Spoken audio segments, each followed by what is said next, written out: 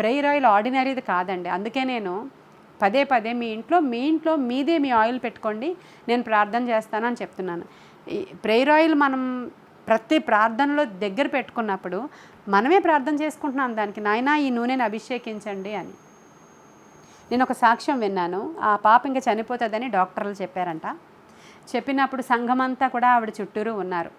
సంఘమంతా చేరి ప్రార్థన చేస్తూ కన్నీరు విడుస్తూ ఆ తల్లి కిచెన్లోనికి వెళ్ళొస్తుంది.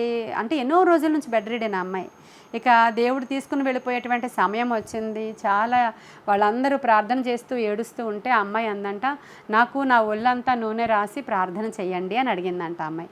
అంటే స్వస్థపరచబడడానికి హోప్ కాదంట అమ్మాయికి, నేను నిత్యరాజ్యంలోనికి వెళ్ళాలి, ప్రభు చిత్తమైతే వెళ్ళి మళ్ళీ వస్తాను నేననే హోప్ అంట అమ్మాయికి. కాబట్టి ఒళ్ళంతా ప్రేయర్ ఆయిల్ రాయండి అని చెప్పినప్పుడు వారు నూనె రాచి ఒళ్ళంతా ప్రేయర్ ఆయిల్ రాశారంట ఆ పాపకి. కొంచెం సేపటికి వారు ముట్టుకోవడానికి ఆ పాపని ఇలా టచ్ చేయడానికి కూడా అవ్వలేనంత 1 ఇంచ్ ఒక లేయర్ లాంటి ఒక ప్రొటెక్షన్ ఆ అమ్మాయికి వచ్చిందంట. అసలు ఏ దురాత్మలు ఆమెను టచ్ చేయలేకపోతున్నారంటే ఈవెన్ మనుషులు కూడా టచ్ చేయలేకపోతున్నారంట. అలాంటి ఒక మహిమ లేయర్ ఆ అమ్మాయికి వచ్చినప్పుడు ఆ మహిమలో తను ఆనందిస్తూ ప్రభువును చూస్తూ ఆమె పరలోకానికి వెళ్ళిపోయింది. తరువాత ఆమెకు పరలోకం చూపించి దేవుడు మరలా తిరిగి తీసుకొచ్చేసారు. ఆ సాక్ష్యము యూట్యూబ్లో కూడా ఉందండి.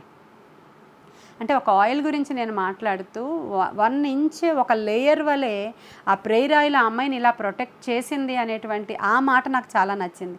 నిజమే కదా, దేవుడు ప్రార్థన చేసిన ఆయిల్ అయినా కానివ్వండి, ఒక వాటర్ అయినా కానివ్వండి, ఒక కర్చీఫ్ అయినా కానివ్వండి, అభిషేకమే. హల్లెలూయా. దేవుని శక్తి ఎందులోకైనా ప్రవహిస్తుందండి. దేవుని శక్తి దేని నుంచైనా పని చేయగలదు. దేవుని శక్తి నోటి మాటతో కూడా పని చేయగలదు. కాబట్టి వీటన్నిటికీ కారణం ఏంటంటే విశ్వాసము.